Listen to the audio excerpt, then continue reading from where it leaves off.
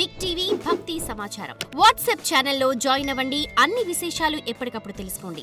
కొండలలో నెలకొన్న కోనీటి రాయడు వాడు అంటే ఎప్పుడో తానిచ్చిన వరాన్ని నిజం చేయడానికి సరస్వతీ నదిని పుష్కరిణి చేసి ఆ పుష్కరిణి ఒడ్డున విలిసినటువంటి దయామూర్తి. అందుకే స్వామి పుష్కరిణి స్నానం సద్గురోహో పాదసేవనం ఏకాదశి వ్రతం చాపి త్రయం అత్యంత దుర్లభం అంటారు. స్వామి పుష్కరిణి స్నానం అంత గొప్పది. అటువంటి పుష్కరిణి పక్కన విలిచినవాడు కాబట్టి కొండలలో నెలకొన్న కోనీటి రాయడువాడు, కొండలంత వరములు కుప్పెడువాడు. ఆయన ఇప్పుడిప్పుడు అవతారం తీసుకున్న ధర్మ సంస్థాపన ప్రధానమైనటువంటి లక్షణం. యదా యదా హి ధర్మస్య గ్లానిర్భవతి భారత అభ్యుత్థానమధర్మస్య తదాత్మానం సృజామ్యహం. ఆ ధర్మరక్షణ కొరకు విశేషమైన రాక్షస సంహారం చేస్తాడు. కృష్ణ భగవానుడు కూడా కన్నులు తెరవని కడుచిన్ని పాపడై దానవి చనుబాలు త్రావి చంపి 3వ నెల నాడు ముద్దుల కుర్రడై కోపించి శకటంబు పూలద్రోసి ఏడాది కుర్రడై ఎగసి తృణావర్తు మెడపట్టుకొని చీరి బకునిచి చంపి అంటారు. అసలు కన్నులు తెరవడం మొదలు పెట్టనప్పటి నుంచి రాక్షస సంహారం చేశాడు కృష్ణుడు. రాముడు సరే సరి బండన భీముడు అత్తజన బాంధవుడు ఉజ్వల బాణతోణ కోదండ కళాప్రచండ భుజతాండవ కీర్తికి రామమూర్తికి రెండవ సాటి దైవమి కలిడనుచున్ గడకట్టి భీరికాడాండ డడాండ డాండ నిడదంబుల జాండము నిండ మత్త వేదండమునికి చాటెదను దాశరథి కరుణాపయోనిధి అంటారు గోపరాజు గారు. 14,000 మంది రాక్షసుల్ని కరదూషణాదుల్ని రాముడు ఒక్కడే చంపాడు. మిగిలిన అవతారాలకి రామావతారానికి తేడా ఎక్కడంటే సర్వసాధారణంగా ఎంత అందగాడైనా ఎంత పుంసాం మోహన రూపాయ పుణ్య శ్లోకాయ మంగళమైనా యుద్ధం చేసేటప్పుడు కాస్త కోపంగా ఉండి కళ్ళు ఎర్రపడతాయి. కానీ యుద్ధం చేస్తున్నప్పుడు రాముడు చాలా అందంగా ఉంటాడు. ఎప్పుడు బాణం తీస్తాడో ఎప్పుడు సంధిస్తాడో ఎప్పుడు విడిచిపెడతాడో తెలియదు. అందుకే మీరు రామాయణం జాగ్రత్తగా చదివితే అసలు ఎటువంటి రాముణ్ణి చూసి శూర్పణఖ మోహించిందంటే యుద్ధం చేస్తున్న రాముణ్ణి చూసి మోహించింది. అబ్బాయి ఎంత అందంగా యుద్ధం చేస్తున్నాడు, అంతటి అందగాడు రాముడు, అంతమందిని చంపినవాడు. కానీ శ్రీ వెంకటేశ్వరుడు రాక్షస సంహారం జోలికి వెళ్ళలేదు. నందక ఖడ్గం ఆయన దగ్గర ఉన్న ఆయన క్షమాగుణంతో ప్రవర్తిస్తాడు.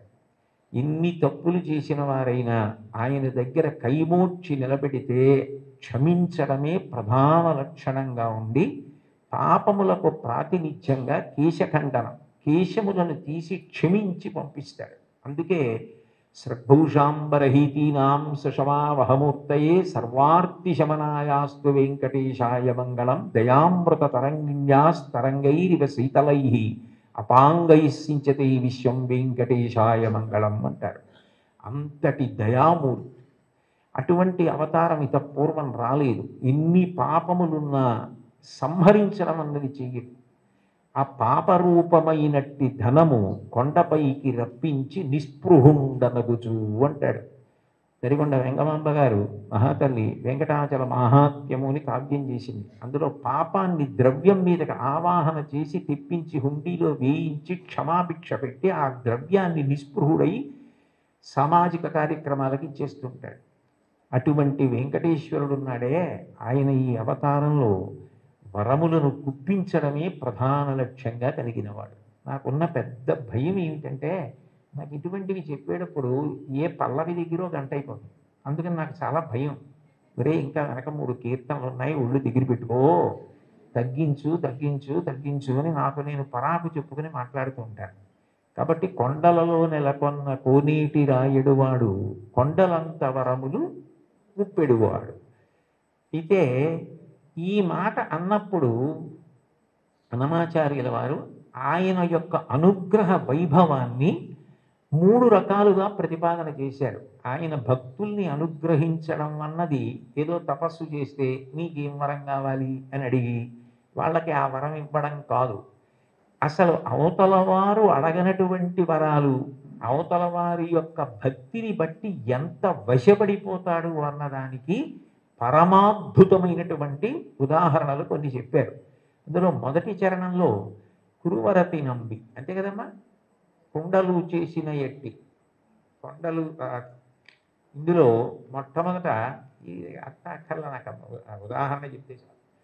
కుండలు చేసేటటువంటి కుమ్మరిదాసుడైన కురవరెడ్డి నమ్మి, కుండలు చేసేటటువంటి ఒక కుమ్మరి వృత్తిలో ఉన్నటువంటి వ్యక్తిని ఆయన ఎంత అనుగ్రహించారన్నది ఉదాహరణగా చెప్తున్నారు.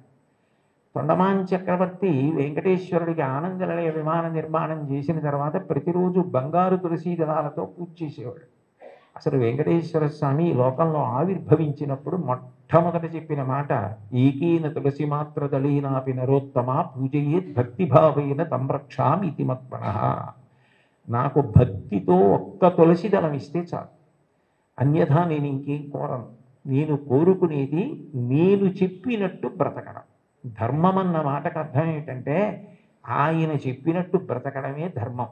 దానికి ఫలితం ఏమిటంటే ఆయన సంతోషిస్తారు. ఆయన సంతోషం కన్నా నాకు ఇంకేం అక్కర్లేదు. ఆయన సంతోషం కోసం నేను ధార్మికంగా బ్రతికితే నాకు చాలు అన్నవాడెవరో వాడు ధర్మాత్ముడు. అటువంటి ధార్మిక జీవనము ఎవరి ఎందున్నదో వారు ఆయన దగ్గరికి వచ్చారా, ఆయన కోరారా, ఇవన్నీ ఆయన చూడటం.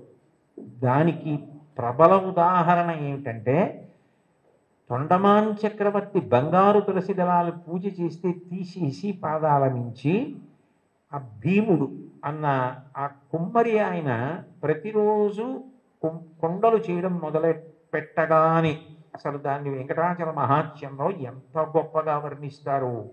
బంకమన్నుతో దళాలు చేసి కొయ్య వెంకటేశ్వరుడి పాదాల మీద సమర్పణం చేసి మొదలెట్టేవాడు. ఆయన వరకు ఆయనకి అది కొయ్య బొమ్మ కాదు, అది వెంకటేశ్వరుడు. అలా నమ్మి చేశాడు ఆయన. రోజు ఆ దళాలు ఉండేవి, మట్టి దళాలు, బంగారు దళాలు పక్కకు పోయేవి. తొండమాన్ చక్రవర్తి చూసి చాలా ఆశ్చర్యపడి, ఇదేంటి నేను బంగారు దళాలతో చేస్తే మట్టి దళాలు ఉంటాయేంటి? అప్పుడు వెంకటేశ్వరుడు మాట్లాడాడు, ఆయనని అడిగాడు. అడిగితే ఆయన అన్నాడు, ఇవన్నీ నాకు అక్కర్లేదు, ఈ పటాటోపం నాకెందుకు, ఆ బంగారం నేను సృష్టించింది, నేను ఇవ్వనిది నేను సృష్టించనిది ఎక్కడా ఉండదు. నాకు కావలసినది భక్తి, అది నిండుగా ఉన్నది భీముడి దగ్గర ఉంది. అందుకని నేను ఆయన మట్టితో చేసిన ఆ బంకమన్ను తులసి దళాలు తీసుకుంటూ ఉంటాను. ఆయన ఎక్కడ ఉంటాడు అంటే ఏదో కొంత దూరంలో ఉన్నాడంటే అక్కడికి వెళ్ళాడు తొండమాన్ చక్రవర్తి. ఆయన వెళ్ళేసరికి వెంకటేశ్వరుడు కూడా వచ్చాడు. ఆయన నాకేముంది నేనేం పెట్టగలను లేదు, తనకేముందో అది వెండి పళ్ళాలు బంగారు పళ్ళాల్లో పెట్టలేడు. కాబట్టి ఆయన చేస్తున్న కుండల్లో ఒక కొత్త కుండ పగలకొట్టి ఆ కుండ పెంకులో ఆయన తినే సంకటి పెట్టాడు. పరమప్రీతిగా తిన్నాడు వెంకటేశ్వరుడు. ఆయనకి ఏం కావాలి? ఆయనకి కావలసింది భక్తి. భక్తి కలుగు కూడు పట్టెడైనను చాలు, దళమైన పుష్పమైనను. చివరికి సలిలమైన బాయని భక్తిని కొలచిన జనులు అర్పించిన ఎలమిన్ రుచిరాన్నముగను ఎనుభుజింతుందంటాడు కుచేలోపాఖ్యానంలో.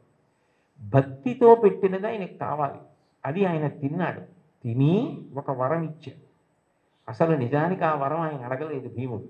ఆయన మీరు రండి నా దగ్గరికి అడగలేదు, ఆయనే వెళ్ళాడు. వెళ్ళి ఇక పైన నా అవతారం భూమి మీద ఉన్నంత కాలము కూడా నేను తీసుకునే మహానైవేద్యం కుండ పెంకులో ఉంటుంది. అందుకని ఓడు ప్రసాదం అని ఇప్పటికీ కూడా ఆనందనిలయ విమానం లోపల కొత్త కుండ పెంకులోనే ఆయనకి నైవేద్యం అవుతుంది అని అంటారు.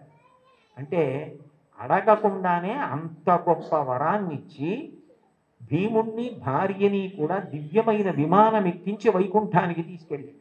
బ్రహ్మాదులకు ఆయన మాట తప్ప ఆయన రూపు అసలు దర్శనం అవ్వదంటారు.